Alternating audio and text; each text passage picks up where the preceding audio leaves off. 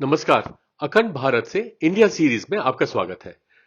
इस the chronology of Indian kingdoms सतयुग से 20वीं शताब्दी सी की सीरीज में हम जानेंगे सतयुग से आज के इंडिया तक के साम्राज्यों का सफर।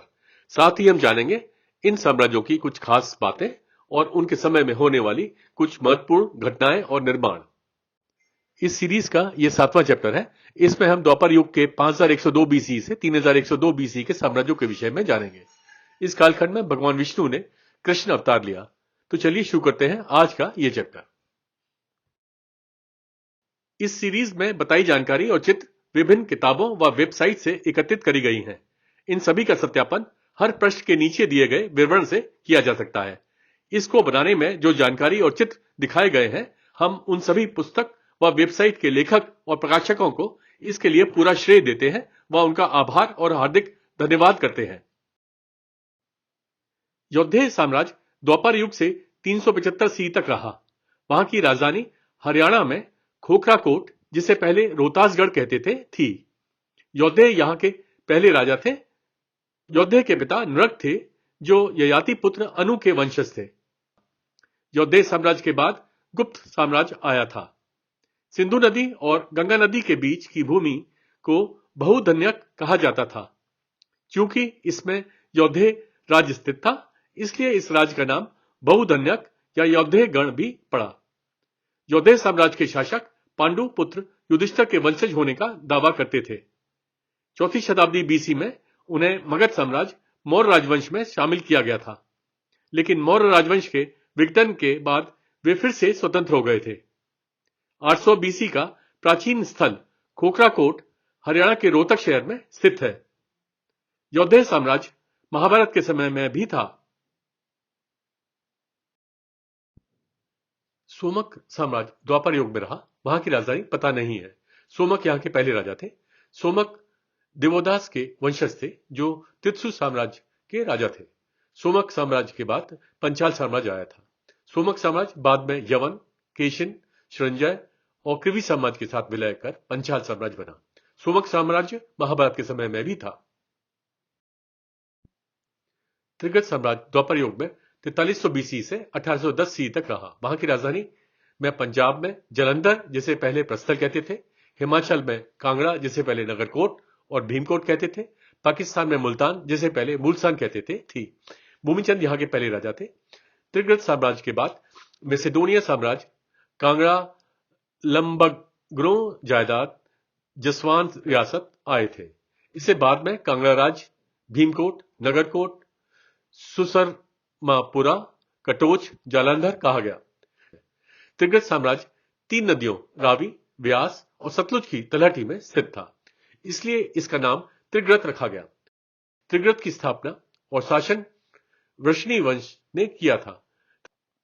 यह कटोच राजवंश द्वारा 4300 बीसी में स्थापित हुआ था और यह दुनिया में सबसे पुराना सेवरत शाही राजवंश है।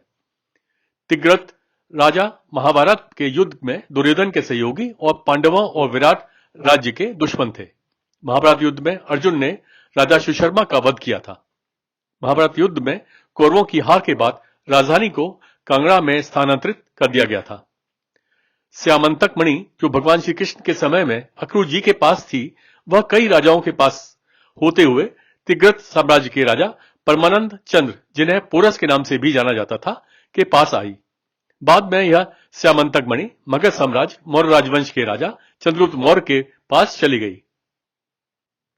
326 बीसी में परमानंद चंद्र, जिन्हें पोरस भी कहते थे, ने मैसेडोनिया साम्राज्य के राजा अलेक्जेंडर द ग्रेट के खिलाफ हाइडेस्पीस की लड़ाई लड़ी। हाइडेस्पीस झेलम नदी का यूनानी नाम था। पोरस युद्ध हार गए। हारने पर अलेक्जेंडर द ग्रेट ने पोरस से पूछा, आपके साथ क्या किया जाना चाहिए? जिस पर पोरस ने उत्तर दिया, वह कार्रवाई जो एक राजा दूसरे राजा के साथ करता है। अलेक्जेंडर द ग्रेट उस व्यवहार से प्रभावित हुए और उन्होंने पोरस को मैसेडोनिया साम्राज्य के क्षत्रप के रूप में अपने राज्य पर शासन जारी रखने की अनुमति दी। 1806 ईस्वी में नेपाल साम्राज्य के गोरखाओं ने त्रिगत साम्राज्य पर आक्रमण किया। सिख साम्राज्य के राजा रंजीत सिंह की मदद से राजा संसार चंद ने नेपाल साम्राज्य के गोरखाओं को उखाड़ फेंका। 1809 ईस्वी में सिख साम्राज्य के महाराजा रणजीत सिंह और राजा संसार चंद के बीच ज्वालामुखी संधि पर हस्ताक्षर किए गए, जहां संसार चंद ने 1810 सी में कांगड़ा किले को सिख साम्राज्य को सौंप दिया और लंबगरों की जागीर स्वीकार कर ली। 1810 सी के बाद वे सिख साम्राज्य के तहत कांगड़ा लंबगरों एस्टेट जागीर बन गए। उनके शासनकाल के प्रमुख निर्माण। कांगड़ा में 234वें शासक राजा सुशर्मा ने कांगड़ा का किला बनवाया था, जो भारत का सबसे पुराना किला है। कांगड़ा में ज्वालाजी मंदिर, कांगड़ा में 1204 सी का बैजनाथ मंदिर, 8वीं शताब्दी सी का ओथारा में स्थित कांगड़ा हिमाचल प्रदेश में रॉक कट मसरूर मंदिर उनके शासनकाल के दौरान बनाया गया था। स्थानीय मिथकों के अनुसार पांडवों ने अपने निर्वासन के दौरान इस मंदिर परिसर में काफी समय बिताया था। कांगड़ा में 1660 सी का आदि हिमानी चामुंडा मंदिर, सुजानपुर तीर हमीरपुर में 1785 सी का मुरली मनोहर मंदिर, सुजानपुर तीर हमीरपुर में 1802 सी का नरवदेश्वर मंदिर। त्रिगत साम्राज्य महाभारत के समय में भी था। जम्मू साम्राज्य द्वापर युग में 3450 बीसी से 100 बीसी तक रहा। वहां की राजधानी जम्मू कश्मीर में एयरवनवती या एयरवन थी, जिसकी पहचान नहीं हो सकी है। धारा नगरी, जिसे पहले बाहू कहते थे, और जम्मू थी। अग्निगिरी यहां के पहले राजा थे। जम्मू साम्राज्य से पहले मध्य साम्राज्य आया था। अग्निगिरी अयोध्या के राजा सुदर्शन के पुत्र थे। वह अपने अनुयायियों के साथ शिवालिक पहाड़ियों पर गए और नगरकोट, जो अब कांगड़ा है, से होते हुए रावी नदी के तट पर पहुंचे। उन्होंने पास के क्षेत्र पर विजय प्राप्त की और लगभग 3450 बीसी में जम्मू के शासक बने। राजा वायुसर्ग ने एरनवती की स्थापना की, जिसे एयरवन शहर भी कहा जाता है। महाभारत के अनुसार राजा जम्बू लोचन ने जम्मू शहर की स्थापना की थी। राजा शास्त्री ने पहली बार डोगरा लिपि का आविष्कार किया, जिसे गणमत के नाम से जाना जाने लगा। उनके शासनकाल के प्रमुख निर्माण। राजा बाहुलोचन ने राज्य की राजधानी को एयरवन से धारा नगरी स्थानांतरित कर दिया और लगभग 1000 बीसी में बाहू किले का निर्माण किया। जम्मू साम्राज्य महाभारत के समय में भी था। मल्लव साम्राज्य द्वापर युग से 350 सी तक रहा। वहां की राजधानी पाकिस्तान में थी, जिसका पता नहीं है। मालव यहां के पहले राजा थे। मालव के पिता मध्य साम्राज्य के राजा थे। मालव साम्राज्य से पहले अवंती साम्राज्य आया था। मालव साम्राज्य के बाद ओलिकर राजवंश, वल्लभी के मैत्रिक और बादामी के चालुक्य साम्राज्य आए थे।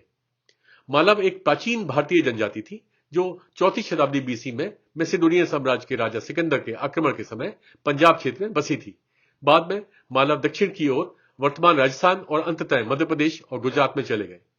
मध्य भारत में मालव क्षेत्र का नाम उन्हीं के नाम पर रखा गया है। मालव युग, जिसे बाद में विक्रम संवत के नाम से जाना जाने लगा, शायद सबसे पहले उनके द्वारा इस्तेमाल किया गया था। जगन्नाथ मंदिर को महाभारत और पुराण के अनुसार मालव साम्राज्य के राजा इंद्रद्युम्न ने बनवाया था। जगन्नाथ मंदिर की कहानी। राजा इंद्रद्युम्न, जो भगवान विष्णु के प्रबल उपासक थे, भगवान को उनके सबसे प्रमुख रूप में देखने की तीव्र इच्छा रखते थे। उनके आश्चर्य के लिए उन्होंने एक सपना देखा, जिसमें उन्हें बताया था कि भगवान को देखने की उनकी इच्छा उत्कल या उड़ीसा में पूरी की जा सकती है। उन्होंने भगवान का पता लगाने के लिए एक ब्राह्मण पुजारी विद्यापति को भेजा। विद्यापति को पता चला कि भगवान विष्णु की एक आदिवासी सावर राजा विश्ववासु द्वारा गुप्त रूप से नील माधव नाम के एक पहाड़ी में पूजा की जाती है। विद्यापति को भगवान के स्थान पर प्रवेश नहीं मिला। विद्यापति आदिवासी प्रमुख विद्यावासु की बेटी ललिता से शादी करने में कामयाब रहे। विद्यापति के बार बार अनुरोध पर विद्यावासु ने अपने दामाद को आंखों पर कपड़ा बांधकर गुफा में ले गए, जहां भगवान नील माधव की पूजा की जाती थी। विद्यापति ने रास्ते में राई जमीन पर गिरा दी, जिससे बाद में उन्हें गुफा का रास्ता पता चल गया। बाद में विद्यापति ने राजा इंद्रद्युम्न को भगवान नील माधव के मार्ग की जानकारी दी। राजा इंद्रद्युम्न ने उस गुफा की तलाश में उड़ीसा की तीर्थ यात्रा की योजना बनाई, जहां भगवान की पूजा की जाती थी। राजा की अपेक्षा के विपरीत देवता गुफा में उपस्थित नहीं थे। जो कुछ हुआ, उससे निराश राजा ने नील पर्वत पर आमरण अनशन किया। एक दिव्य वाणी ने उन्हें पुरी के समुद्र तट की ओर जाने के लिए कहा, जहां उन्हें लकड़ी का एक लट्ठा मिलेगा, जिसे वह भगवान जगन्नाथ की मूर्ति में परिवर्तित कर दें। लट्ठे मिल जाने पर भी एक समस्या बनी रहती थी कि कोई नहीं जानता कि भगवान कैसे दिखते हैं। राजा को दुख में देखकर भगवान विष्णु बढ़ई के रूप में आए और राजा से कहा कि वह छवि तभी बनाएंगे जब उन्हें 21 दिनों के लिए एक बंद कमरे में पूरी तरह से एकांत में रहने दिया जाए। 15 दिनों के बाद उनकी रानी गुंडीचा को बढ़ई के बारे में चिंता हुई, क्योंकि उन दिनों कमरे से कोई आवाज नहीं सुनाई दे रही थी। गुंडीचा बंद कमरे को खोलने की जिद कर रही थी। दरवाजा खोलने पर राजा को भगवान जगन्नाथ, बलभद्र और सुभद्रा की अधूरी मूर्तियां मिली, जो लट्ठे से तराशी गई थी, लेकिन बढ़ई का कोई नामो निशान नहीं था। मूर्तियां हाथ से रहित थी। एक दिव्य वाणी ने इंद्रद्युम्न को उन्हें मंदिर में स्थापित करने के लिए कहा। राजा इंद्रद्युम्न ने पुरी में जगन्नाथ मंदिर का निर्माण कराया और उसमें इन्हीं मूर्तियों की स्थापना की। यही नदी में एक पवित्र डुबकी के दौरान राजा इंद्रद्युम्न को एक लोहे की छड़ तैरती हुई मिली। ऐसा माना जाता है कि तब भगवान विष्णु ने उन्हें फुसफुसाया कि तैरती हुई छड़ उनका दिल है, जो हमेशा के लिए जमीन पर रहेगी।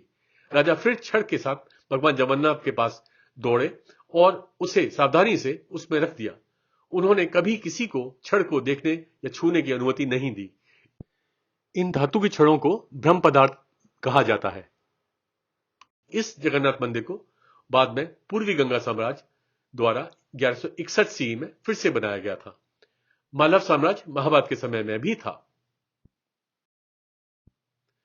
प्रागज्योतिष साम्राज्य भौम राजवंश द्वापर युग से 1230 बीसी तक रहा। वहां की राजधानी आसाम में अम्बरी, गुवाहाटी, जिसे पहले प्रागज्योतिष कहते थे, थी। नरकासुर यहां के पहले राजा थे। नरकासुर वराह के पुत्र थे, जो भगवान विष्णु का अवतार थे।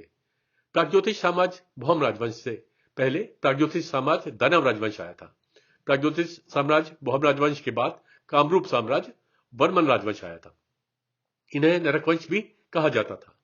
नरकासुर ने प्रागज्योतिष साम्राज्य दानव वंश के घटकासुर को मार डाला और भौम वंश की शुरुआत की। नरकासुर का वध भगवान कृष्ण ने किया था। प्रागज्योतिष साम्राज्य भौम राजवंश महाभारत के समय में भी था।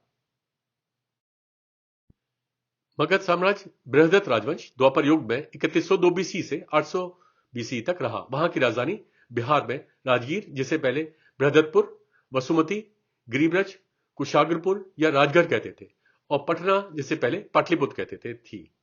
बृहदत्त यहां के पहले राजा थे। बृहदत्त के पिता सुधानु कुरु के वंशज थे और रिपुंजय अंतिम राजा थे।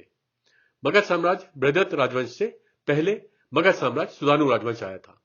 मगध साम्राज्य बृहदत्त राजवंश के बाद मगध साम्राज्य प्रद्योत राजवंश आया था। ऐसा माना जाता है कि कीकट साम्राज्य मगध साम्राज्य के पूर्वज थे।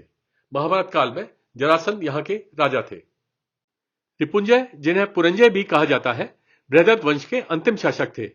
उनके मंत्री मुनिक, जिन्हें शुनक भी कहा जाता था, ने उनकी हत्या कर दी और अपने ही पुत्र प्रद्योत को सिंहासन पर बिठाया। उनकी राजधानी को घेरे हुए राजगीर की दीवार के अवशेष आज भी मौजूद हैं। मगध साम्राज्य बृहदत्त राजवंश महाभारत के समय में भी था। वितिहोत्र साम्राज्य द्वापर युग में रहा। वहां की राजधानी पता नहीं है। वितिहोत्र यहां के पहले राजा थे। वितिहोत्र के पिता जयध्वज कुंती साम्राज्य के राजा कुंती के पुत्र थे। वितिहोत्र तालझंग के 100 पुत्रों में से सबसे बड़े थे। जब तालझंग परशुराम से हार गए, तब वह और उसके लोग वितिहोत्र के नेतृत्व में हिमालय गए और वहां छिप गए। वे तब लौटे जब परशुराम तपस्या के लिए महेंद्रगिरी गए थे। तालझंग के अंतर्गत 5 है वंश वितिहोत्र, शर्यत, भोज, अवंती और तुंडकेर हैं। वितिहोत्र साम्राज्य महाभारत के समय में भी था। शर्यत साम्राज्य द्वापर युग में रहा। वहां की राजधानी पता नहीं है। यहां के राजा का नाम पता नहीं है। वह तालझंग के अंतर्गत 5 है वंश में से एक है। शर्यत साम्राज्य महाभारत के समय में भी था। तुंडकेर साम्राज्य द्वापर युग में रहा। वहां की राजधानी मध्य प्रदेश में तेंदुखेड़ा, जिसे पहले तुंडकेर कहते थे, थी। यहां के राजा का नाम पता नहीं है। तुंडकेर को कुंडिकेर के नाम से भी जाना जाता है। वह तालझंग के अंतर्गत 5 है वंश में से एक है। तुंडकेर साम्राज्य महाभारत के समय में भी था। गोनन साम्राज्य द्वापर युग में 3238 बीसी से 561 सी तक रहा। वहां की राजधानी जम्मू कश्मीर में श्रीनगर, परिहासपुर, जिसे पहले परिहासपुर कहते थे, थी। गोनन प्रथम यहां के पहले राजा थे। गोनन साम्राज्य से पहले कश्मीर साम्राज्य आया था। गोनन साम्राज्य के बाद कारकोट साम्राज्य आया था। कल्हड़ द्वारा लिखित राज सरंगणी के माध्यम से कश्मीर का इतिहास 1450 बीसी से दर्ज है। जैसा कि इसमें उल्लेख किया गया है, प्रथम राजा गोनन प्रथम मगध साम्राज्य बृहदत्त राजवंश के जरासंध के राजा के रिश्तेदार थे। जब राजा हिरण्य की मृत्यु हो गई तो 14 सी में मालव साम्राज्य के राजा विक्रमादित्य ने मैत्रीगुप्त को भेजा और उसे राजा बना दिया।